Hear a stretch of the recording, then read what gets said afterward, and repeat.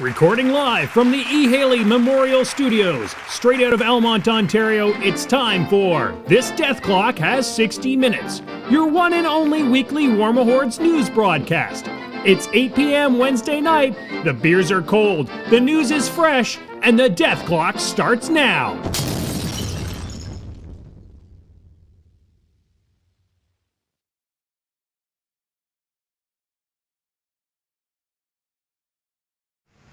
Good evening, everybody. Sorry for the little tiny bit of delay there. It is Wednesday night, and it's time for the Death Clock. First off, I have to introduce my two co-hosts. The first one is George, otherwise known as PG_semi-automagic. What's going on this week, George? Not a whole lot. I have been enjoying myself, watching some of the TVs, playing some of the games. I've been enjoying it. He's not allowed to drink tonight. You're not allowed to eat spicy food. After a quick visit to the hospital on Saturday, they have no removed acid. fun. And no acid. You're not allowed to trip. You're not allowed to trip balls. No tonight. LSD. They told me absolutely no fun. Yeah, stop having fun. So you had a heart attack. It wasn't a heart attack. I keep telling you. You ate too much spicy food and nearly died. Well, that is true. I may have ruptured the inside of my Was it a stomach, fart attack? but It's a fart attack. it was definitely a fart It was a attack. fart attack. All right, of course, the guy on my left, your right, is the Ringo to my George. Yeah. The one, the only Maelstrom. What's going on with you this week there, Maelstrom? Not too much. I'm trying to get all of my arcs painted before a tournament on the weekend. Whoa. Good luck. The ultimate challenge. I can't get the oomph to do it. It just takes balls. You just got to go at it, man. Oh My God. secret, a silver Sharpie. Yeah. Do you have my arc marker things? I from- do, from yeah. Museum. So it's not even that hard. It's yeah. just I can't. You got like all the assistants. Like I could be doing this, or I could actually just be painting models. You could just instead. start doing it now because, I mean. Oh, I should. You should have just been sitting there arc You marking. should sitting here. With All right, I your want to bag. introduce you guys to our special guest tonight. Nick tell us about your podcast, Nick. Hi there, I'm Nick. Thanks for having me. I am one of the co-hosts of a podcast called Smite. We do a weekly audio podcast. Mark, the other co-host, handles most of the podcast stuff, and I handle most of the video stuff that we do on Twitch and YouTube, including streaming in conjunction with the Moose Machine Network, which has been sweet since we started doing that in around, I think it was like May or June or something. So that's what we do. We do a Battle Report podcast in theory every week.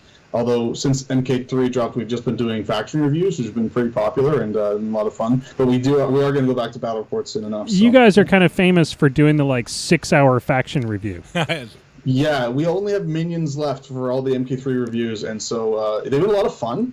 And we've gotten a lot of really good feedback about stuff. And we get some stuff wrong, and a lot of people disagree with some of our opinions, but that's fine. I mean, it's just discussion. It's just they're kind of just meant to be like a beginner's kind of intro to what stuff does in the faction. I mean, we tried as much as we can to not talk about MK2 and just talk about what stuff does now. Right. They're that's fast. the idea. They're awesome, by the Well, way. I listened to the Legion one, and I haven't lost a game since. Well, there you go. See, There it's you go. foolproof. See? Yeah. And I mean, yeah. you also not full credit for that. not everybody can be as flawless about the rules as we are. Oh no, wait. That's No, anybody. wrong about all the time. Anybody can be more More flawless. flawless about the the- rules. I think I learned more in that 5-hour podcast than I've learned in the last year and a half from you fucking clowns. Well, that's because we teach Well, you then wing you things. should watch our live stream every Thursday night. I either do. on the Moose Machine Network Twitch channel or the Smite Twitch channel or YouTube page. Unless Nick But- breaks it. Unless Nick breaks the stream. Hey, we're not going into that. Okay, ladies and gentlemen, we got a lot to actually cover tonight because, again, it was another good news cycle, mainly because War Machine Weekend just came by. There's some personal stuff for us. Our little group of, our band of privateers out here in Canada came back with some cool stuff happening. First off, I want to give a big shout out to our friend Agatha, who is now a full-fledged judge. She passed her Yeah. judge test. Yeah, So, grats for Aggie. Grats for Aggie. And hey, she's been judging our events, and she'll Yep. be judging the MooseCon coming up on the 29th, on January 29th. So yeah, now that she's like official, we can when she gets it wrong, we can just really give her a hard time. So we're gonna call PP and get this set up as an IG qualifier now. Yeah, I think we should. Why We've not? got we've got official judges even playing. So Yeah, there you go. Scott Tellerico, want to give a shout out to our buddies at Party Foul who sold out the OTC in 7 minutes. in 7 minutes, and it's now 7 minutes. it's like one of the. 7 minutes. I want to say that it's like the biggest event in War Machine right now. I'm not 100% sure on that. Like, it's not like overall coverage. Yeah, but no. like, Yeah, he said that he's been told it's the largest War Machine tournament in North America. That's amazing. Wow. That's pretty amazing. So I want to give a shout out to our buddies at Party Foul who have done such a great job. And, of course, they join us on the show whenever they can. Scott will be on the show in a couple of weeks. Depending on our schedule, he'll talk a little bit more about some of the other events that he's got coming up. So the next bit of announcement, of course, is we want to get another shout out. Tim the Enchanter Yeah. takes the champion. He's the champion of champions. Yep, the champion's champion, War as Machine we Week. have always known him to be. And he didn't do it with a Mad Dog spam. That is what That's I am even the more most impressive. proud Yeah. of. Well, that's because all the people who played Mad Dog spam had won the last chance qualifier. And were Yeah, actually in they the- weren't in that They event. couldn't play this. So yeah, and so crazy stuff happened this weekend at War Machine Weekend. I think they've proven, even the guy who won got the Triple Crown this weekend admitted that Mad Dog spam is completely and utterly ridiculously broken. And I think one of my favorite things he said is it's not a hard list to play, but it is a hard list to purchase, which is why everybody he knows just borrows it. Yeah. Because he's only got one, Yeah. but yeah. We're going to be seeing the same thing with the Una spam coming up. We'll talk about that later in the show. So moving right along into some of the news items for this week. The Insider has been released this week, which gives us a hint as to some of the errata that is coming down the pipeline. I think the most interesting one, the interesting two bullets from that Insider, you guys might have some more ones, but they've announced that there will be, as far as they know, no FA changes. Yeah, they said that they are not going to lock that off as something that they would never do.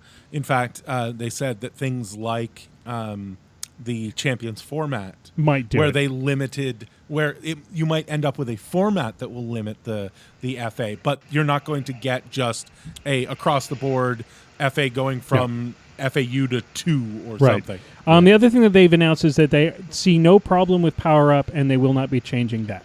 I don't see a problem with Power Up. I think Power Up's working great. I think that the problem is it just needs some tweaking, like everything else does. It's a new system. Nick, how do you feel about those two things from the Insider? Is that expected for you? Yeah, no, I mean, I'm really happy with that because I think that changing the FA or changing Power would be a big mistake. I think I think the only problem is that some models just kind of squeak through a little undercosted or overcosted, and they just need to tweak that a bit. I mean, I think they could do an errata, and the only changes they make are point cost adjustments, and it would be massively important to the game. Yep. It could be really good. Yeah. All right, so the next thing down the list, of course, is Mad Dogs at the we talked about it a little bit, but Mad Dogs won everything. The guy who just won the War Machine Weekend big tournament. Chris Davies. Davies. Sorry, I'm never good with remembering blanked on Chris's I blanked on Chris's name. He wrote on his flight home. Now we'll never get him on the podcast. Yeah, well, damn it. On his flight home, he sat and wrote a good long essay on the forums about how to fix the Mad Dog spam. What it was really all about and how to fix it. He made some suggestions. I would recommend going on to the forums and reading his post because it's actually really, really insightful. It is. And it will help you beat Mad Dogs, to be honest. He also basically gives you sort of some tips and tricks on how to deal with it. He's basically said things like Haley 2 have game. There are ways around Mad Dogs, but it is broken, but it's also fixable. And he gave some very good suggestions on how to fix it. Did you guys all get a chance to read his forum post? I thought it was actually really interesting to hear from someone who actually plays it. Because a lot of us can speculate all we like and bitch and complain and moan that, what we're seeing across the table. But to have someone who is actually, I won't say exploiting that loophole, but who is deep into that list to actually give us an idea about all of these things that we could be doing and things that could change to keep the list. Like one of the things that a lot of people would say is, make it say FA3 or something like that. Well, then you just spam other jacks. Yeah, and one of the things he brought up is that means that we just change the name because it's just other basically undercosted Kidor and Jacks. What's interesting, we had Bubba on the show 3 or 4 episodes ago, and he talked exclusively, or quite in depth about this list and how to beat it and all that type of stuff. But Bubba's suggestions on how to change it are quite different. A lot of it has to do with Karchev. A lot of it has to do with tweaking Karchev, not necessarily tweaking the list itself. Yeah. So, I mean, we'll see how it shakes out. We're definitely going to see changes down the road. Nick, do you have any thoughts on, we've been sort of asking everybody this, Mad Dogs is the thing to think about right now as far as, broken shenanigans, that and Wormwood. What are your suggestions as far as fixes? Yeah, I mean, as far as that goes, I think probably the best way to fix it is to maybe around the Mad Dogs. But the problem with that is that if they do that, then Mad Dogs probably will still not play with any other casters than Karchev, and you'll still see them with him, and it'll still be a problem list. So maybe Bubba's right, probably nerfing Karchev is the way to go, but I don't know, it's hard to say. All right. I haven't actually played against a good player playing that Mad Dog list, so it hasn't really come up for me yet. So I have, and it friggin' rolled my face. It was yeah. brutal. It was the most harrowing. I had a dredge spam, which just meant he had all the trample lanes everywhere. It was like I think he just literally trampled everything I owned. Okay, so moving right along. Callus 2. We got to see a little Callus 2 action. Your friend, your close buddy. My close buddy Doug. You and Doug always chumming around. Yeah, we are pretty. You guys hanging out on weekends now, drinking beers together. Like that, yeah. Calling each other on the internet, texting each other while you're at restaurants. So Doug had a chance to show off Callus 2. What do you think there? I think he looks awesome. I think he looks like he possibly is a type of Dragon Cav. I want Dragon Cav so much. I really want Dragon also Cav. want Dragon Cav. Yeah. If we could go ahead and make that a thing, Doug, that would be fantastic. Oh my god. So the Legion players. I'm friggin' surrounded by friggin' Legion players tonight. We have light Cav. We do not have a heavy Cav in Legion. Heavy Dragon Cav would be Heavy amazing. Dragon Cav. Let's do it. Yeah. Don't give Legion any Make more Legion toys. big More stuff. You did a really good job taking away most of their toys with Mark III. We all know that each Dragon Cav will spawn at least one tail marker. Like a tentacle. More tentacles. More tentacles. Before we Lots get of into talking about the Warlock release, which was also a big deal at Lock and Load, let's talk about something that was a bit of a surprise to all of us. Will Pagani announces that he sold his store. He's moving to the West Coast. Gonna live a life, eat some peaches. Live a privateer life. Live a privateer life. So Will Pagani, probably one of the finest players in all of War Machine. I don't think there's any contention in the quality of his play. Has joined the ranks of Privateer Press. I think we can all agree that this is a great thing to have a real competitive player helping the guys at PP deal with some of the competitive problems. Correct? Yeah. Well, I think it's obviously a great thing to see something that, and I think this is one of PP's biggest strengths, is that they seem to pull a lot of their staff from the players of the game. Right. So people who play the game competitively, who have the knowledge, and they're like, we know that you are in the trenches. Let's pull him out of the trenches and get him actually testing everything, because I think that's. So you're just saying that because you're hoping at one point they're like, we need a really good tech guy to help us with our stream. So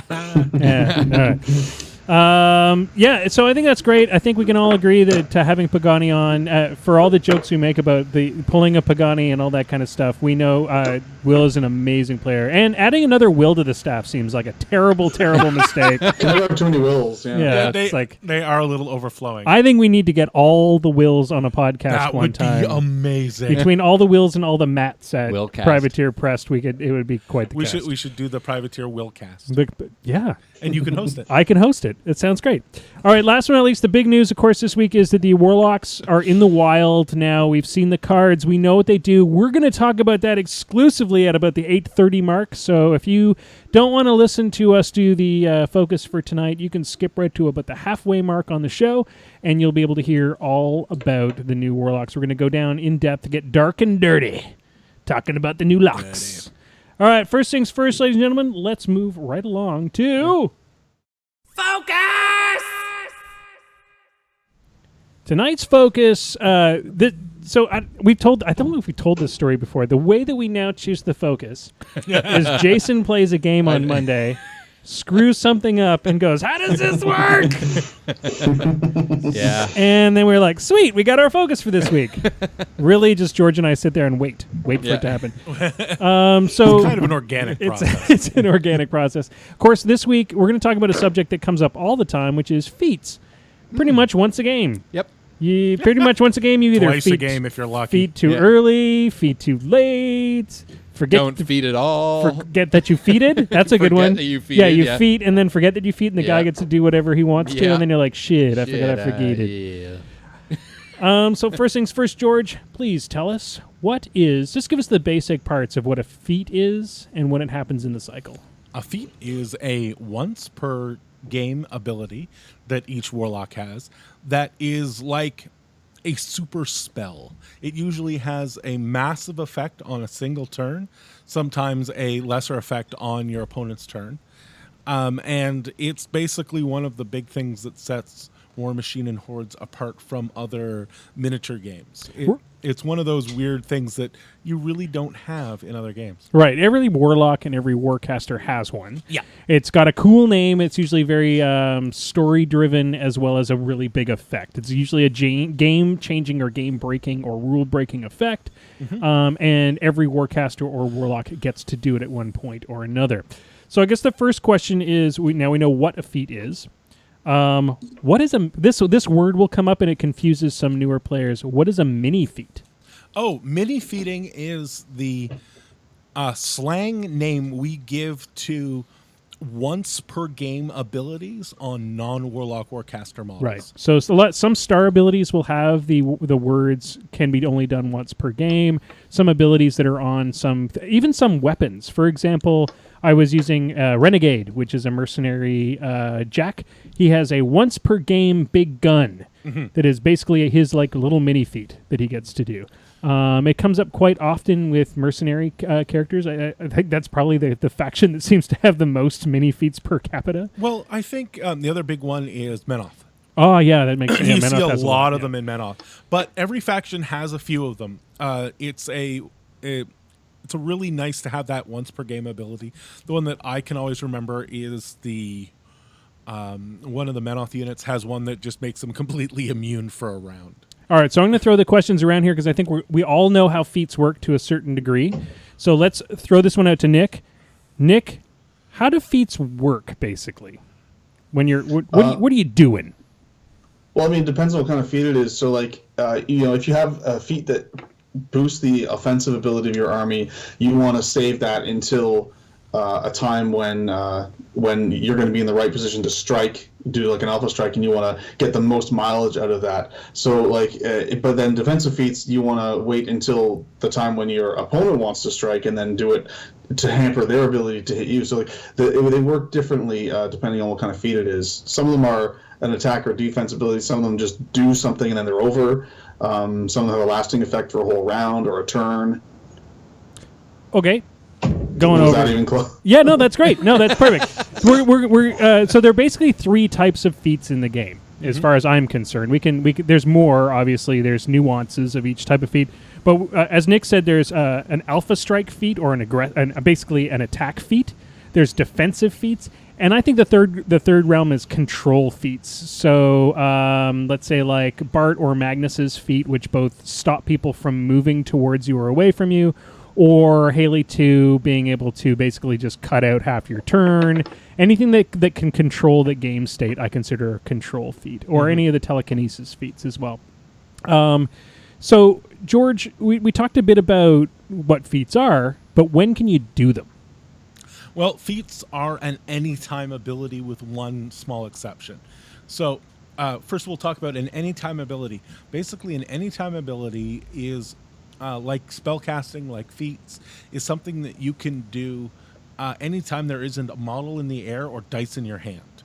So the official wording is that it can do so before an attack, before moving, after moving, before making an attack, or after an attack, but not while moving or attacking. So the idea is when you're moving a model or when you're rolling some dice, you can't pop a feat. Okay, so we've come up with some awesome tech here, by the way. The best tech ever.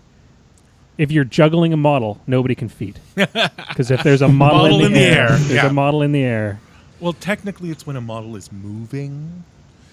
Okay, here's a big one. I'm going to send this over to Maelstrom. If You you're ready? juggling it, it's Maelstrom, moving. I'm putting you on the spot, buddy. Oh, shit. Can you feat and run? Yes. No! Failure. No. Failure. It is the one rule caveat. Remember I said there was with one exception? The one exception is you are not allowed to feat on a turn that you Well, have I already thought the run. exception would be that it was up in the air. You misled me, George, yet again. You cannot feat on a turn that you have run, because as soon as you run, you're done. And you cannot feat before you run, because it is specifically called out in the rules that say you cannot feat and then run. That was a Okay. good job being straight man, though. That you did Yeah. the script. You Yeah. really follow the script. Yeah, I perfectly. try. Yeah, you know. Well, I'm constantly on Maelstrom the edge says of my the seat wrong here. answer. I am the Ringo. I mean, if I screw up, I'm done. All right. Yeah. So yeah, I mean Replace that's a you with really an important one. 808 machine. That is the question that comes up. I want to say 9 times out of 10 when it comes to the first question about feats. Really is, can I feat and run? And it's amazing how even veteran players go, no. Now here's the trick question: can I charge a model and then feat? Yeah. Yes. If you don't fail the charge. If you don't fail the charge. There you go. If Yeah. you don't fail a charge. Right. And Point what from can Maelstrom. you no longer do? Uh, You can't It would- charge if your you own what? model and feat. right. Right. Well, it would. Yeah. Which 'Cause you used to can't be charge the your own model. Yeah. Because you can no longer charge your own model. A classic thing to do would be measure out your feet or your charge distance, put a model at that spot that you didn't care about or you couldn't hurt, and then charge up there and feet to get the farthest distance. All But right. Unfortunately, that is not something that can happen. Well, that's anymore. good. It's good. It's a good change because I mean that used to be a great way to just extend your threat. Yep. So let's spend this. We're gonna I spend, might add to that just that most mini feats don't have that restriction, so you can actually mini feat with like a command attachment or something like that, and then they can still run after that. Absolutely. Right. Because that's only called out in the feat In the- rules, not in the anytime ability. Which is important to Yeah. note that don't get mini feats and feats confused. We call them mini feats, and that's just the It is literally a slang. slang term. Yeah, it's not used normally, but you will hear it used all the time. It's Don't like confuse It's them. like the dude. Yeah. Okay, ladies and gentlemen, we're going to go around, kind of talk a little bit. We got about 5-10 more minutes to talk about feats. So let's go around and let's give the new and veteran players a little bit of our sage advice, or really crap advice, depending I on prefer how much. time, maybe a little rosemary. So I'm going to send this out to Nick. Nick, give us what are your tips on when to feat? Like when you're looking at feat turn, how do you figure out is the right time? It's a really important question. It's usually pretty easy to answer that with an alpha strike feat. Like when the enemy is in front of you, you want as soon as you're in striking distance, you want to use it because you want to just get as much out of it as you can. And saving it means that you'll have less things to attack, and so then you'll typically get less out of it. And so that's the easy one. But defensive feats are trickier because sometimes you want to save them. There's also this thing with defensive feats is that a lot of times if you have a defensive feat and your opponent has a defensive feat, a lot of times there's a bit of a feat chicken game going on in that a lot of times whoever feats first is going to lose. Yeah, Father Lucant, you son of a bitch. And so that's a lot more tricky because sometimes it depends not only what your feat is, what your opponent's feat is, depending for how soon you want to actually do it. So it's weird. Well, there's also that ultimate list chicken that happens all the time with the aggressive feat versus the defensive feat, and you're just hoping that the other guy doesn't feat on the turn that you're about to get your alpha strike. It can be, you can totally play chicken on that one. Tips on feeding there, Maelstrom. What's your way to remember to feed? Because that seems to be one of your big problems. I wrote it on my token box. You literally wrote, "Remember to feed, you idiot." Which on is my funny. token box. You used to have a card that told you to remember to feed. Yeah, so when this is great. So when I was starting out, I played Signar, and I had a big problem, which was the feat was on the other side of the spell card. So I would look down at the table, and I would see all the spells I could cast, and I would see all my models. But what I was never seeing on the table was the feat. So I made up another card, and on one side it said feat is ready or something like that. And then on the other side it had the Big the blown feat up is plus used. 3 armor. Yeah, and 'Cause it because was it was Striker. Striker 1, it was the armor Or buff. plus 5 armor. Whatever. And underneath it had the actual feat text. I got that card like when you gave me my first Signar army. That was like one of the cards that was in there. It's like, and I bequeath you my don't forget defeat card. And I'll tell you, that actually changed the way I played. I think my biggest piece of advice, before I move on to George's biggest piece of advice, which is print yourself some custom-made cards, apparently. We also have a shirt in the Moose Machine Yeah, store. you can use the Moose Machine shirt. That's helpful. You should buy that. You should. I You should, really, actually. you actually really should remember get to beat. that. That was Fraser's shirt. design. Yeah. So my biggest tip is with control casters, because I play control casters a lot, and that can be the hardest feat to decide when to go. You can often hold it back for way too long. But sometimes that's not a terrible thing, because the reality is a control caster's best game is going to be on scenario. So you either have to use a control caster's feat. Let's use Haley as a prime example, or Kruger 2 is another great example, or Thexus is a great example. Any caster that basically stalls the opponent or moves the opponent, it's a really tough one to decide when the best time is. And sometimes it's almost best to hold that back until you need it either super defensively because the game's about to go totally wrong for you, which is a great time to use a control caster's feat, or to win on scenario at the last minute. Like if you're 2 points off, that holding that feat back is I see a lot of people use their Thexus feat, for example. They use it they use it early on to try to gain that early point, but it can be so much more meaningful at that point when your opponent has flooded the zones. You just need that little bit of shenanigan to win the game. That's where your shenanigan can come from.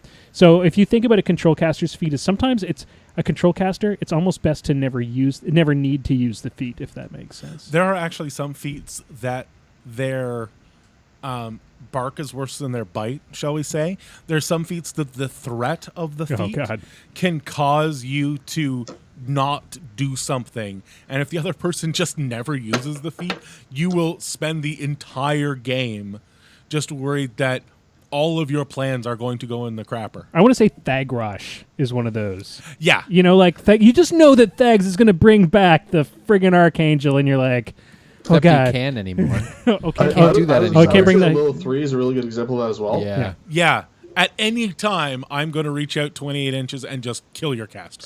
So you had a piece of advice before we started the show, or actually maybe just, it's like, use your feet, use it right away. Yeah, use your feet. Okay, so you're a new player. Yeah. You're probably not playing a control So this is caster. absolutely the opposite of the advice we just gave. Yes. But here's the thing. As a new player, you are almost certainly not playing a control caster. Almost every new player starts the game and says, I want to beat people's head in. And they get Striker 2, they get somebody who can just reach out there, the Butcher, somebody like that. They want to get out there and they want to beat face. And with that type of caster, feat early, as soon as you can, basically. Now, feeding top of 1 is probably stupid. Yeah, probably. Probably. And Sometimes it's not. I've seen it suffered work through those turns. But almost always, you're going to, as a new player, you're going to forget to use your feet. Yeah. So if you think to yourself, turn 1, I'm not feeding. Turn 2, it's feet turn. How do I make this the best feat turn there is? And if you always plan to feat on turn 2, then you're much less likely to forget it. Especially if it's an alpha, and because generally the alpha strikes are you're either going to alpha strike or be alpha struck. Yeah. In turn 2, so it's a good time to it's a good time to think about it, because you're either going to have already been hit, so now you need to use whatever big boosts you had, or you're going to get hit. Yeah. Occasionally you'll have a catcher's mitt feat. Like Striker 1 or Father Lucant, where it's just a straight armor buff or a straight defense buff or something like that. And often, top of 2 is the time to do that as well, because they're going to come in and try and alpha strike you. Mm-hmm. So you just get up as far as you can, boom, feet. So don't be scared. As a new player, don't be scared to feat, and feat early. Get it out there. All right. So that's it with feats, guys. If you have any questions about feats, feel free to throw them onto our forum, or onto our page if you're watching the live show, or into our YouTube channel. If you think we're completely wrong, that is totally valid. Everybody's got their own way to play the game. See, the thing is, we've given every single possible. Yeah, we've said feet early, we've said feet late, we've said feet right around the middle. So you guys should be politicians. We pretty much covered the entire thing. We're not talking politics tonight. We're Canadians. All right, ladies and gentlemen, we're going to move over to the round table for this evening. And, of course, I think the best round table we could possibly have is to talk about the new journeymen who have grown up. They've grown up. It's All been grown 10 up. years. They've become grown up. full-fledged. They've been released into the world. They're loved like butterflies. My babies. So next week we're going to talk about the new Warcasters. Mark Q is going to come on the show. So Nick's partner in crime, actually, we've managed to divide and conquer these guys. But because the Warlocks were new, they just came out this weekend. We thought, well, we got to get Nick on. Well, let's just say that Mark backed out. He ran away. He's like, I don't want to talk about the Warcasters. Coward. He's like, send Nick in. So Nick, I'm surprised you guys haven't talked to the Warcasters already. They've been out for months. well, the thing was that That's what I said. when it happened, there was so much other stuff going on at that time. True. So it kind of got glossed over, but we're going to do the show about that next week, and there's a lot to talk about with the Warcasters. So the first thing is, let's do a brief overview of who the new Warcasters are. We have Horgel the Anvil, the Horgel 2. We have Una the Sky Hunter, Una 2. Lord Tyrant Zadesh, so Zadesh 2. And Fianna, Torment of Everblight. That bitch, I believe, is what I think it says that on her card. And I think the consensus in the community, and we can all disagree or agree about this, we'll talk about this more in depth. The consensus in the community is PP got these guys right. Yeah. Yep. Overall, I mean, I think when the Warcasters hit, we were all kind of like, they're interesting, but there's better options. Jake's too. As a Retribution player, I am really enamored with Alara too. I think she's amazing. Well, and Solara's ridiculous. and Jake's too. Jake's too is good, but I think there's good options all through. Signar's I deep. think Alara, for the record, don't let Mark tell you differently. Alara 2 is the best of the War Machine Journeyman graduated casters. Oh, there you go. There you go. Being taken down, being told what. Preemptively. So here's what the fluff basically is. It's been 10 years since Mark II. So all of the people who were journeymen in Mark II have had time to grow up. If you go back into your cards, if you're not a Mark II player, if you're listening to this 10 years from now and you're like, I'm a solid Mark III player, and the Moose Machine guys, they knew what they were talking about back in the day before they all died in that fiery plane crash. I think Nick's reaction there was probably the most accurate. Yeah, I have listened to your show before. Yeah. Those Moose Machine guys didn't know anything, but they sure were nice. They sure pretty did sweet. Drink a lot. Well, they sure did drink a lot. And you run a mean stream. That's There you really go. They were really good technically. Technically, they were good. So what's happened is 10 years have passed and all these guys have graduated. If you go back in time, you'll notice that there were these things called Journeyman Warcasters and Journeyman Warlocks who were released about midway through Mark II, I want to say. They were released as part of the Kickstarter for the video game. That's right, when the video game that shall not be named or played. It's so bad. So bad. bad. So bad. I really wanted to like it. Yeah, I want it to be We all so tried. good. But We all tried to like it. We all tried. We all did the beta and we all went, So it was a cool time. We got to see all these things. They did cool. They added something cool to the game. yeah. What did they, George? I mean, tell us a bit what the original Journeyman Warcasters kind of added to the game at that time, because you were playing at that time. Well, the first Journeyman Warcaster we have to mention is the great unnamed Journeyman, the Signar Journeyman Warcaster, Who was a badass. arcane shield on a stick. Yeah. And he sort of set the stage for kind of what they would be. Each Journeyman Warcaster from their faction was basically a little themed solo Warcaster. So they had the focus manipulation rules, just like the Journeyman Warcaster did, but they all had sort of a trick. So they had sidekick, say, for the Signarin one. Right. And the idea was, in Mark II, there was always this problem where you were using up your jack points, and then a lot of people weren't taking extra jacks because there was no way to fuel them efficiently. Now in Mark III, we actually have power up. So all the jacks are getting that extra focus. But in Mark II, sometimes it was really hard to say, am I going to give out the focus? Am I not? So they wanted to put in a way to be able to run more jacks more efficiently and give them a little bit of flavor. Well, there was also a huge change in that the original Journeyman Warcasters, people would often take them without a jack so that you could just be a super solo. Yes. Because you'd have 4 focus, so you'd get to do 4 attacks or whatever with the solo for a minimum amount of points at that time. I mean, some of the Journeyman Warcasters were not that expensive. So they kind of banned that by forcing any Journeyman Warcaster to take something in its battle group. Yeah. Which was a big change to the game as well. So we suddenly in Mark III, we don't see as many Journeyman Warcasters. However, they all graduated and they grew up, and now they've become some badasses. Full-on Warcasters. They have been full-on in the Arc of War now. So they're we've got some pretty good ones. So we'll go down the list and we'll kind of talk a bit about what's happened to these guys now that they've grown up. And the first one I think we need to talk about is Horgel the Anvil. And you're going to hear me say this a few times tonight. This guy is friggin' ridiculous. He seems very surprised that his sword is on fire.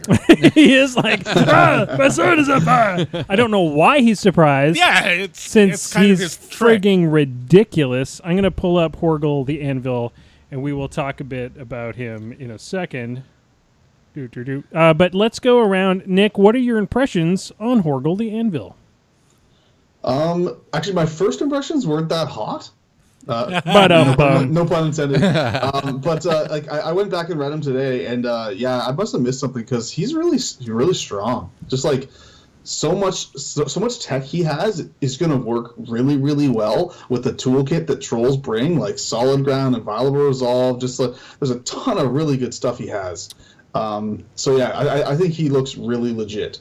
Maelstrom, did you have a chance to look at Horgel at all tonight? And yeah, you're kind of pissed off about it. I looked at Horgel when the card first came out, and it scared the shit out of me. Well, because you're a Legion player, so you're already used to you like fire tech. I can't bring anything that shoots against that guy. no problem, fire. actually, It's a big problem for Legion. What's interesting, I think, is that for all the Legion, Horgel's a really mean drop. Oh, for you. super mean. But for Menoth, they just laugh at Horgel. Well, yeah, that's the thing, Menoth's right? like, oh, sweet. So you're going to light everybody on fire, and then I'm just going to move it around and kill everybody? Yeah. That's great. Thanks. Yeah. Thanks for lighting on everybody on fire for us. That really helped us. Now we get boosted damage. George, what are your feelings about Mr. Horgel? Mr. Horgel, I do like him. I kind of going to end up playing Trolls again. I think I was really interested by his feat by stoking the flames. It really felt like he robbed it from Menoth somewhere. Like it really was that was kind of, it was like, hey Menoth, hey, got any more of them feats? Are you not? You guys aren't using that. Yeah, right? you're not using that anymore. I can have that. So let's go down some of the stats on Horgel too. He's got really good strength and mat, really low rat, decent defense, decent arm, Fury 6, which is great for a Trollcaster. I mean, it's better than being stuck with another Fury 5. Yeah. But I think where all of these guys shine, and we're going to be talking about this a lot in the show tonight, is they all have a really good field marshal.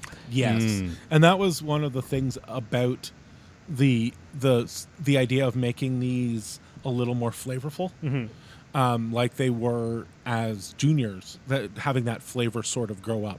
This guy, as I recall, could only take slag and pyre trolls. Yeah.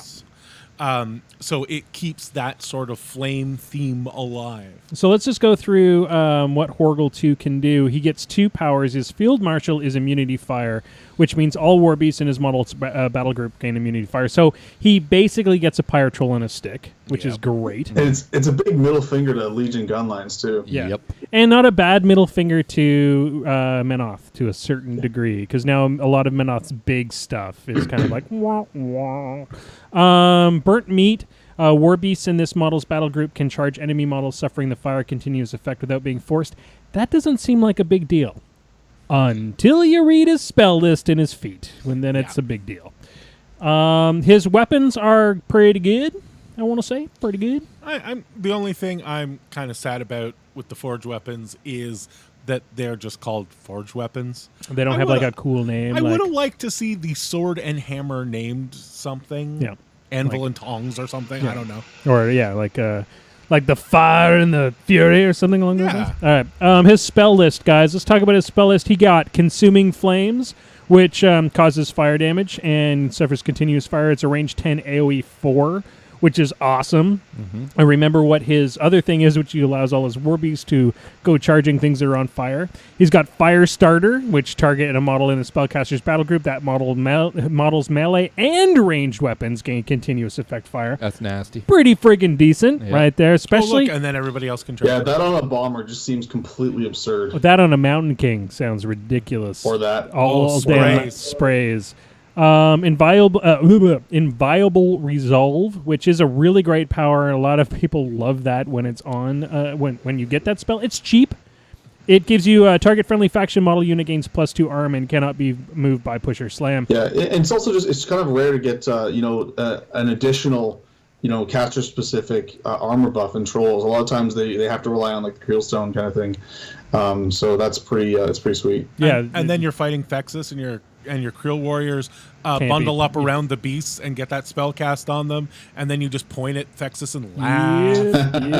Thank you for that. That's really mean. You son of a bitch. Thank you for just telling everybody that. I hate you. That's some solid tech. And finally, Solid Ground, which is one of the better spells in the game right now, and particularly for trolls, because it basically stops everything from being knocked down, which is frigging great for trolls. Yeah, in MK3, the stock of Solid Ground went through the roof just because it allows you to not stop taking tough rolls because you don't get knocked down. So it's just like every caster with Solid Ground is just like you're thinking about them because it's really strong. All right, the last thing on the card, of course, is the feat, which gives friendly faction models boosted attack and damage rolls against enemy models in Horgel's control range that have suffered the fire continuous effect. Which, by the time he feeds, is fucking everything. Hey, yeah, exactly. Well, and the cool thing is, I think this might actually bring the stock back up on the little froggy fire dudes. The Croak Raiders. Croak Raiders might. Croak Raiders might actually be super legit with this dude. Yeah, they would. Horgel with 2 units of Croaks? Yeah, because that is an additional die. That is not a boosted attack. I want to say. I got to look it up, but I'm pretty sure it's an additional die. Yeah, it is. So that No, Croaks is boosted. Is it boosted? Okay, all right. Then never mind. Yeah. So you can't double it up. But you can light more stuff on fire. Yeah. Yeah, well, it's a unit of, say, 10 or 20 guys just lighting shit on fire. Yeah, it's true. It's just nasty. Well, also, again, the Croaks aren't friendly faction anyway, so they're not going to benefit from the feat. But if everything's on fire, they're just going to be able to shoot stuff and do lots of damage. So they're still good. Yep. Still interesting because it also allows you to do that sort of like alpha strike by lighting everything on fire, which allows your beast to charge for free, which, just kind of steamrollers over. Yeah. I'm not saying that's the best tech ever. Taking Croaks as another source of continuous fire just to light stuff on fire for free charges, it's pretty sweet. Well, especially if you're also taking the fire breather dudes who need to be lit on fire to do all their nastiness. I mean, all of that stuff is a little bit of synergy that Scornergy, whatever you want to call it. No, that's actually synergy. It's the other one. Oh, the other one, synergy, right? Yeah. to get you there. So I think anything like, what do you guys want? Like, we can go into dojoing a couple of lists, but none of us are true troll aficionados. Well, I don't think we have time to dojo lists if we're going to get through the other 3. Right. So anybody who's got interesting list ideas, throw them up so that other people can see them. Throw them up on our Facebook page because, hey, I may go back to trolls just to play a couple of Horgel games. I think that at Horgel and the new we didn't talk about the new ADR. No. We might have to talk about that at the end of the show briefly. The new ADR was released today, and Horgel and Ragnar are both on ADR. Yes, gross. And that could be super fun. Una and Zadash. All right, so, of course, the next caster we're going to talk about is Una 2, who has hit, and I just want to put this out here. As a formal circle player, she's frigging disgusting. Oh, yeah. That Storm Raptor is that thing I hear. Storm Raptor is not as big a deal as the Griffin spam that is going to happen. Good luck finding yourself a Scarsfell Griffin for the next, year and a half. It's so true. It's dirty. So let's go over the sort of overview of Una 2. Let everybody bring her up on their pads. Give us the sort of stat line. What is she like stat-wise there, George? Pretty reasonable mat and rat. Nothing ridiculous. Very high def, not particularly high arm, but I wouldn't expect it from a caster like this. She has her range 10, POW 10 sort of standard shot and a relatively wimpy P plus S9 weapon. Yeah, relatively wimpy. Mm-hmm. Here's the thing. She gets 3 shots. Really? She gets 3 shots, and much like Kane, she gets kind of the Kane crab. She gets Black Penny, Snipe, and Thunderbolt, which is pretty sickening. So she's pretty good ranged-wise. She gets 3 shots. She has to spend focus on them. Yeah. So once again, she's going to get a couple of powers that are specific to her type. Her original iteration, she could only take birds in her group. So like Horgel and the just Pyre and Slag, she only had things with flight, I believe, is how it was worded. So, but here's the cool things. She gives any medium-based bird that is in her group, so griffins, flank, and she can flank with them, which is kind of a big deal because that suddenly ups the amount of damage that a griffin can do on any given Sunday. The second thing she gets is Hawker, which, while in this model's command range, Warbeast in its battle group with flight gains sprint. Oh my god. So I don't know if you guys know this, but probably one of the most important powers that in all of Circle was the Warp Wolf Stalker's ability to hand out sprint.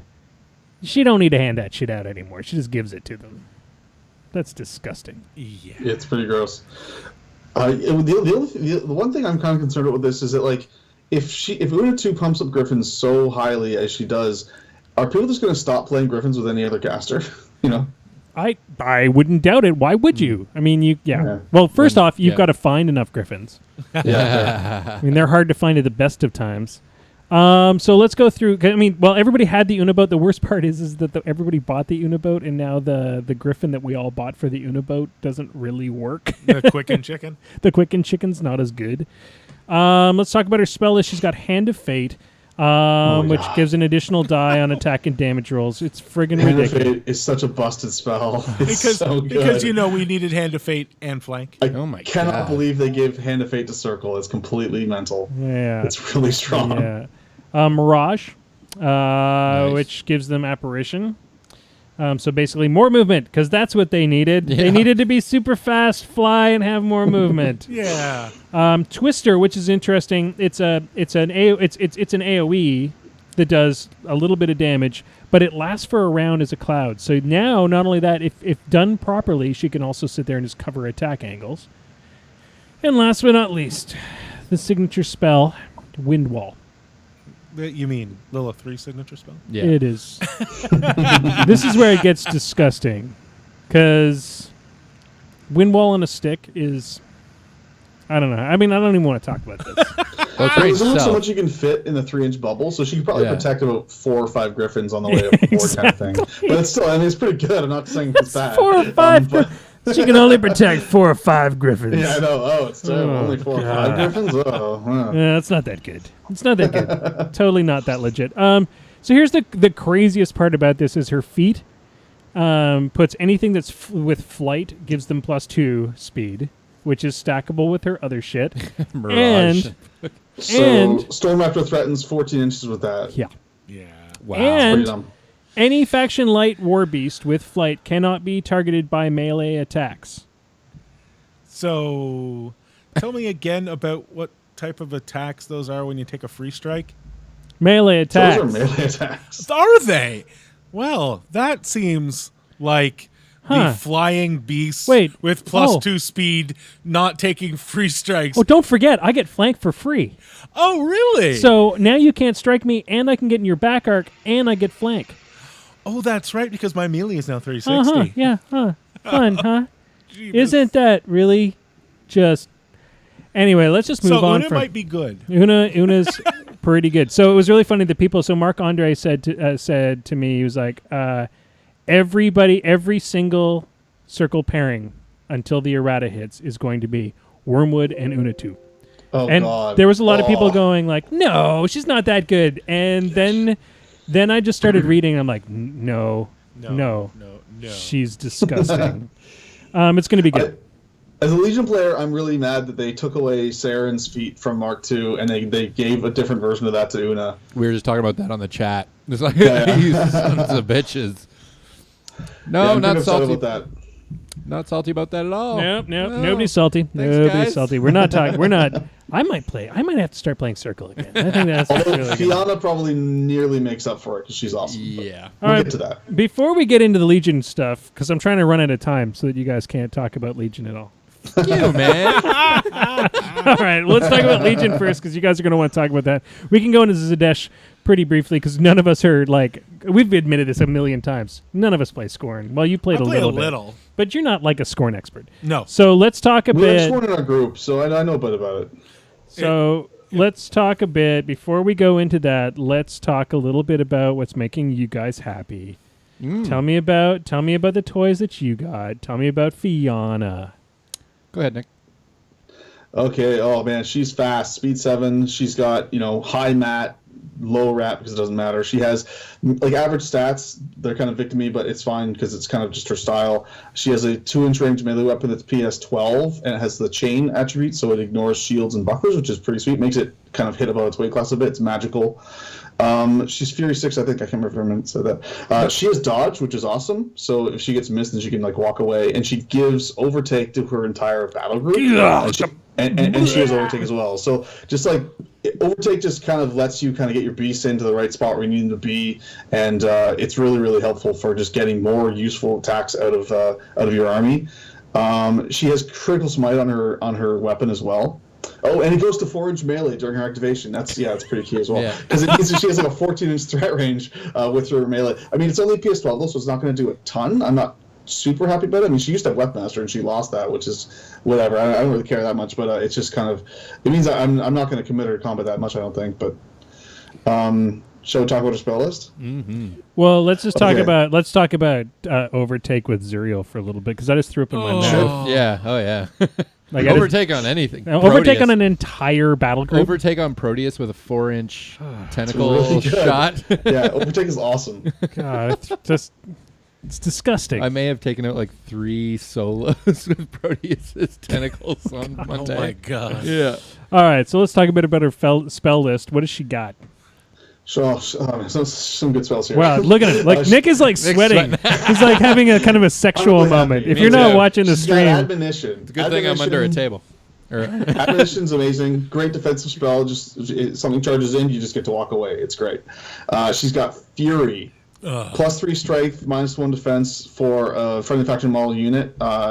Really, really awesome. I mean, the -1 defense is a bit. I mean, you could say it's a bit squanergistic, but whatever. I don't like that word. But anyway, but +3 melee damage is amazing in Legion. You can put it on Angelius's for absurd armor pierces. I want to put this on like a unit of swordsmen and just see them destroy the world. Yeah.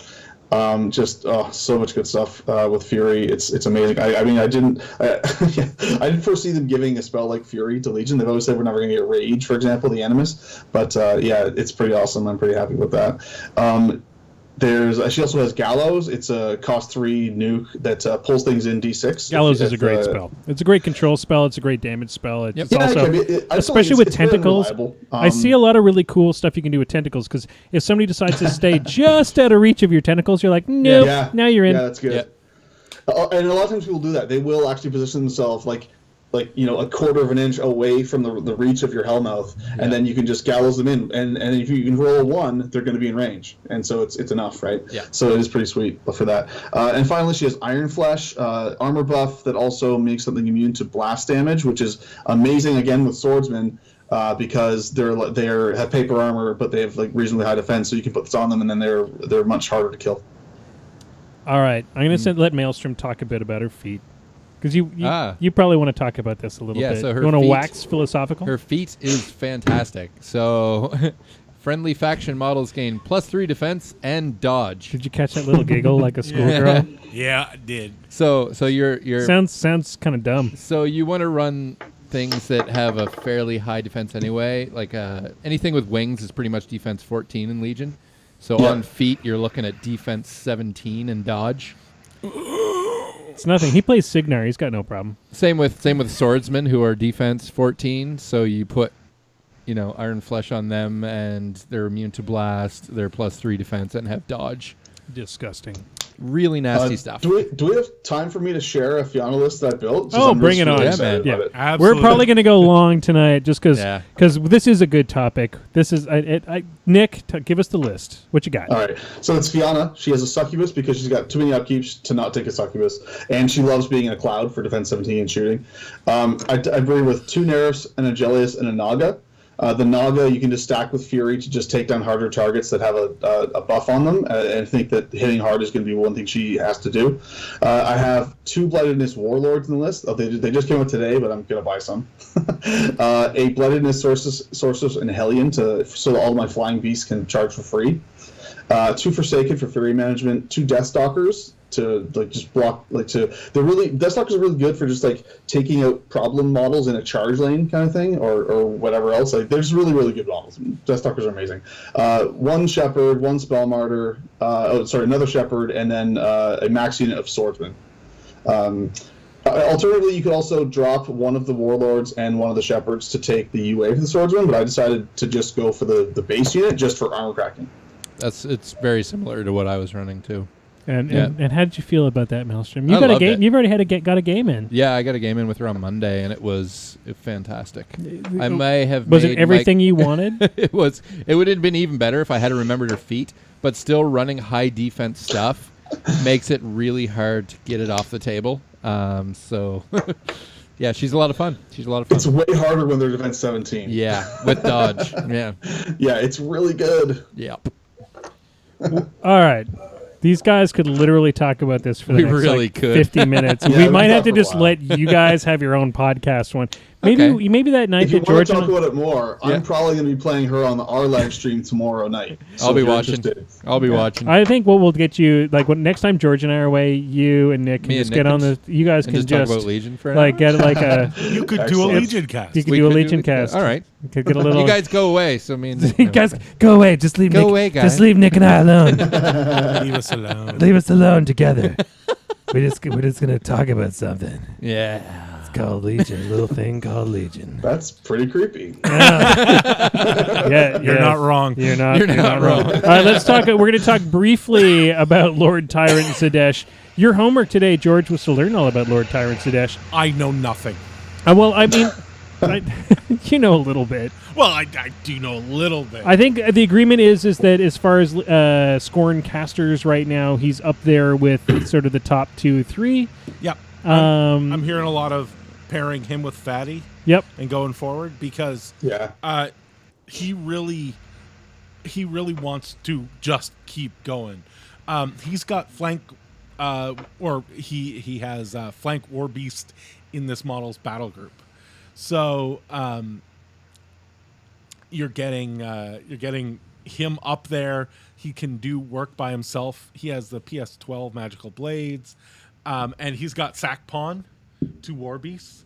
So if you are trying to pull an assassination on him, that's probably not going to happen. He's got Burning Ash for the hiding in the clouds. He's got Battle Charged. Well, I think that's what people are most excited about. Is the Battle Scorn got Battle Charge on a stick, Yeah. which is huge. Yeah, It's awesome. it does two things. A lot of people say that Battle Charged is just a straight up control feat. Oh yeah. Because realistically what it means is that like playing against Karchev, it's not just that you have all these beasts, it's the fact that you've got all these beasts and then suddenly on your opponent's turn they have to sit there and think, where can I put a model? Because if I put a model here, it's going to get charged. Or I put a model there, it's going to get charged. Suddenly when you have everybody countercharging, you have that's to a problem. having everybody countercharge. I mean, think about how hard old Rowdy is to play against just because he has countercharge. You put everybody with countercharge, especially when it's a bunch of friggin' 30-point heavies. No, that's horrible. Yeah. Now, he's also got Flashing Blade, which everybody kind of says is a dead spell. Yeah, nobody really uses it. On his card. Aurora. I has don't really agree with that. Not when he's flank. I mean, I like the idea of playing this guy kind of like just you play him tight in behind his heavies, and then when they go in on something, he can come in and finish it off, kind of thing. Yeah, and he stands right by them, and any shots he can just sack pawn to them. It's great. I feel like he is going to, when people start getting him on the table more, I think he is going to shine as a frontline caster. As a caster that is right up there, mixing it up with everything else, sack pawning off to the beasts, and just like, getting in there and doing work himself. Yeah. The only sad part is that he can't have battle charged and inviolable resolve on himself at the same time. If he could do that, it'd be like really mental. Yeah, and in fact, that's the last one on his card here. Inviolable resolve is the +2 arm, cannot be moved by push or slam. I think a lot of people are excited about that too, because being able to give a pretty tanky faction an extra couple armor is pretty legit. Yeah. Yeah, I mean, like IR on like Tiberian or on Satradi or something like that, it just seems it'd be kind of gross. Yep. So his feat is, while in Zadesh's control range, friendly faction models gain +2 strength and mat and defensive strike. Yeah. That's nasty. Oh, yeah. There's some really gross tech I was reading about with this today. It was basically people that they have their battle group and they screen it with a whole bunch of Beastmasters that are all going to be mat 7 and then anatomical precision, which means you try to charge your weapon master, single wound weapon masters into my beasts, they all get defensive struck by these pain givers that hit them pretty reliably with mat 7 and then just auto point them. Yeah. Yeah. And down they go. Down they go. Good night. And no tough checks. Thank you for playing. It was fun. So I think overall, guys, I think our opinion is these warlocks are all good. PP did a good job of coming up with super powerful things that we're excited about. There may be some brokenness already in there that we'll see. Yeah. Hopefully, yeah, there's some brokenness, but we'll let the worldwide meta break it, and then we'll let PP fix it. Yeah, Uno seems way too strong at first glance, but we'll see. We'll see. I mean, a lot of people are saying that a Griffin spam, because it's still their only, I want to say POW 12s their weapons start at. Yeah. It's still not, and they do die relatively easily. A lot of people are saying Griffin spam isn't as scary as, say, a Mad Dog spam. Just because so much dies. And a lot of people are saying the same thing that they're saying about the Mad Dog spam. It's hard to get a hold of. Yeah. Good luck finding that many Griffins. All right, guys, we're going to leave the round table behind because it's time for The Lightning Round. The lightning round is 10 of the most difficult questions in all of War Machine. Of course, tonight's questions will be focusing on journeyman warcasters journeyman warlocks, really. Oh, okay. So we're sticking with tonight's topic. If you're watching live, follow along. Try to answer the questions quickly as you can on the chat. Maelstrom will decide who the winner is at the end. Right. It'll probably be me. It'll probably be you. Wait a second. There is a delay, so if you're not going to get our answers. I'm also on the chat. It's legal. And play it. Play at home. If you're listening to this in the car on your ride to work, play along. See how well you do. Where did that come from? I don't know. Question number 1. What did Una 1 use for her ranged weapon? Any buzzing in? Oh, go ahead. A bird. Do we have buzzers or something like that? Yeah, you just had to buzz in and go, Sorry about that, Nick. Sure. I thought you'd listen. You said you listen to all our shows, so I figured you knew. Not all of them. It's a bird. It's a bird. It's 3 birds. 3 birds. I'll give you 1 point. 3 birds. One of the 3 One of the 3 points that I would have given away. All right, question number 2. Better than the usual. What are the benefits of the spell Invaluable Resolve? I think we may have just said something about that. I know, so you should buzz in. Okay, Nick. +2 armor, and you cannot be moved or pushed. Like, you can't be moved by a push or slam. That is completely correct. Nick is at 1 point, and I'm going to give him like A full point? 0.1. Am I 0.3333? 0.1 point more than you because you said birds. All right, question number Everybody 3. said birds. What is Zadesh 2's mat? George. 7. It is 7. Very good. You get a full point because that was legit. Golf clap. All right. What is Horgel 2's fury? 6. Jason, it is 6. I was going to say of the gnarls. You're winning right now. You know that. Yeah. I know. You're doing really well. Yeah, I'm super. You're 0.1 ahead super now. knowledgeable. It isn't the fury of the gnarls? What is Fianna 2's field marshal? Wow. Overtake. It is overtake. Good. Wow. He's on it tonight. He is. God damn. We It was gotta like he let was Nick listening. Get some of these in. Yeah. Guilt him into losing. Yeah, The that's one it. time he Just ever. slow, that's all. What is Horgel's field marshal? Nick. Immunity to fire. It is immunity to fire. There you go. You're catching up. Good job. Question number 7. Yes. Oh, I better bring up while I'm thinking about this. I gotta Bringing up the Minty Fresh. Bring up the Minty Fresh. All right. What is Zadesh 2's full title? Ooh. Lord Tyrant's the Dash. I mean, I'll give it to you, Nick, just because you knew. Question number 8. What is Fianna 2's movement? 7. It is 7. No, you're on Wow. it tonight. God damn. It's like a whole new maelstrom. You're going to rip your shirt off at the end of this.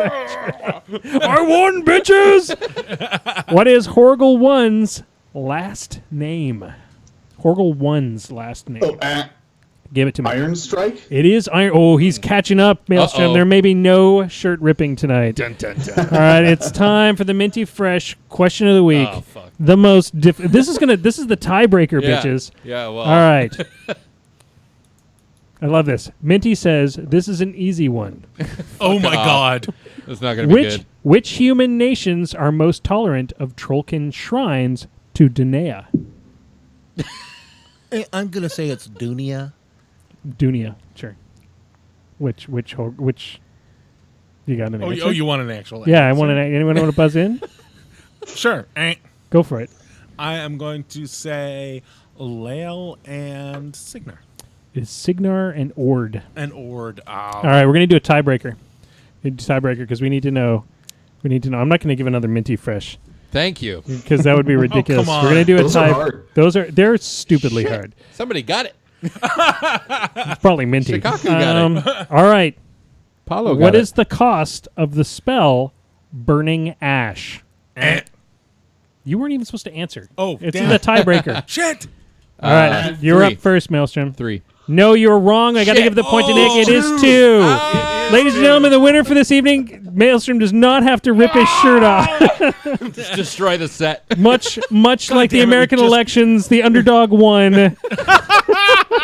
Nick is not the underdog. I thought you weren't going to say Oh, that. I thought we were not talking about the elections. that would have I don't been know. me winning. I am. That's true. You're not the underdog. Nick even. is not the underdog. Yeah, You're all right. the incumbent. You're the incumbent. You're here every week. Oh, that's true. I don't even know what that means. I don't even know it. I'm not incumbent. I work perfectly fine. That's right. My wife says I'm sexy. Ladies and gentlemen, we're just going to go quickly she does. through some of the events coming up in the next week. I first off have to announce the coolness. Before we want to go too far, the ADRs come out. Check it out. I'm sure the guys will talk about it on next week's show a little bit. I'm going to be away, so I need you guys to talk about the ADR and how excited you are about the new ADR. The quick answer is the new casters are on it. Hey. Hey! I'm really excited about the Merc ADR. Yeah. Magnus and I'm not excited. They took father off of the cock one. Oh, Muffin! Hasn't he been on every one ever? It's like the first probably. time he's not on it. Maybe. All right. So, what are some of the events coming up in our areas? Let's go to Nick first. Nick, any cool events coming up in your area? I don't think there's any in London this month. You poor sad I sack. think You Mark should is move to running Ottawa. events in December at the Game Chamber in London, Ontario, but that's a while away. So Cool event coming up in Kingston in a couple of weeks on the 27th. One of our basically co-hosts at this point, James Craig, is going to be hosting a weathering technique thing at Nexus in Kingston. And I believe currently all three of us will be there. I'm not 100% sure. I know I'll That's be the hope. there. That's I the need to hope. get That back is to the current James. hope, yeah. I need to get back to James ASAP to tell him if you guys aren't coming. So hurry up and tell your wives that you're going. I haven't told mine yet, so that'll be interesting. Can I watch? No. So any other cool events coming up there? We've gone completely. We're in big trouble. We've gone completely to DevCon 5 this weekend. DevCon 5. So there is a gigantic tournament at the Wizards Tower, along with a waiting list. Even like it's gonna be huge. Devin runs good events, man. Yeah, and I have no idea how he's gonna get 18 people in there. But we're trying to do it like in a couple of months. It's gonna be nuts. It's gonna be tight. It's going to be tight. But, you guys can work out all the bugs so that when we do 18 people. Hey, I'm not running this one. Yeah. I got my head down. I know there's after that in December we generally try and play it a little low. At the end of this month, we also have a food machine. here in Ottawa. And then in January, we've got MooseCon. Yep, January's got MooseCon, and I believe we still may have space for one team. One team, I think, left. And only one team is paid? Two teams. 2 teams have paid? Yeah. So 2 teams have paid in full, so that means technically you could still get your name in, and if one of the 4 teams that hasn't paid doesn't pay, It doesn't pay. Well, then by like a week or 2 beforehand, we'll start bringing in a killing 'em ban hammer. off. Yeah, Yeah. we'll start killing off people. But there is also, I know, do we have a date for the one at the Dragon in the chat? I know there's a steamroller there. Well, Oh, find it's out in this a second. weekend. Sorry, it's this weekend. So I believe it would be the 12th at So- the Dragon in Guelph. before we go, who was the winner on the chat there, Maelstrom? I told them they're all winners. Oh. They're all winners, and I love every single one of them. They all get a trophy. They all get a trophy. My You heart. could Yeah. you And your couldn't heart. pick Yeah. your favorite That's person. That's Well, lovely. I wasn't really paying attention. Oh, right. You weren't doing. You were trying to No, win. I did. During the cast, I may have received a private message with a bit of kind of deep throat information that perhaps the Mark II casters that are on the ADR list, which we'll go into probably next week, I assume, maybe one's getting buffed in the errata in January. Interesting. I'd like to see those. So last thing I wanted to say is I did get a special. I got a private message from James Craig as well about the weathering thing. There is a crap ton of cool stuff being given away. Neat. At that thing. So basically, the value of your ticket is kind of the value of the stuff you're walking out with. He's That's amazing. sending you Wow. home with some paints and that kind of stuff. It's going to be pretty awesome. Totally worth going. And I believe there's like 1 spot left. So get in there. Yeah, Yeah. get on that. Get on. because Well, go. There might be 2 spots left depending on how our wives react. Yeah, I've been Next to one of them, and they're absolutely they fantastic. are amazing. Yeah. All right, last things last. We got to do our last bit of business for this evening. I was in the Wizard's Tower this week. Did you go to the Wizard's Tower this week? I am going there very soon You're because going I there need tomorrow. to pick up some Nis Warlords. And you're going on the weekend. Yes. You guys are both going for this tournament. We're on both the going weekend. for the tournament, and I may have to hit there earlier because Hot Lunch came out this week. Wizard's Tower, guys, is the people that host our show that make sure that that we get to do this, and they are awesome people. Dave and the guys there will help you any way they can. They have a live person online watching during the day all the time to make sure that if you have a question or whatnot about a model or whatever, they can get it. But the cool thing is they also run a full stock, and you can order it all online. That online chat is amazing as an organizer, I have to say. Yep. Because it means I can get a hold of a real human all the anytime time. you need Yeah, to. it's So amazing. so if you need stuff, you're in Canada, you need Magic the Gathering cards, or you need anything War Machine Hordes, go check out wizardstower.com. They're the best. Yeah. We love those guys. All right, that's it for this evening. Let's first thank Nick. Nick, thanks for coming out, buddy. It's been awesome. Thanks for having me. It was fun. And if we want to check out your podcast or your live stream, where do we go? So we stream live either on Moose Machine Network Twitch channel or on the Combosmite Twitch channel. It also goes live to the YouTube channel as well, Combosmite it's called. So that's every Thursday we stream. And we also have a podcast that hits every Monday. You can go to our website, combosmite.com, to get that, or you can subscribe via like iTunes and some other. And there's an RSS feed for whatever you use for podcasts. So lots of good stuff. They were the guys that helped inspire us to do what we do. So Yeah. we encourage you to go keep on listening to what they do. All right, ladies and gentlemen, we're going to shut this down for tonight. We're well past the death clock. So, dice down. Dice down! Moose Machine and This Death Clock Has 60 Minutes is a proud part of the Muse on Minis Network. Podcasts go online every Thursday morning. You can watch the show live every Wednesday night at 8 p.m. Eastern on Twitch and keep in touch with us on our Facebook page. Just Google Moose Machine. If you can't find us, you're doing the internet wrong.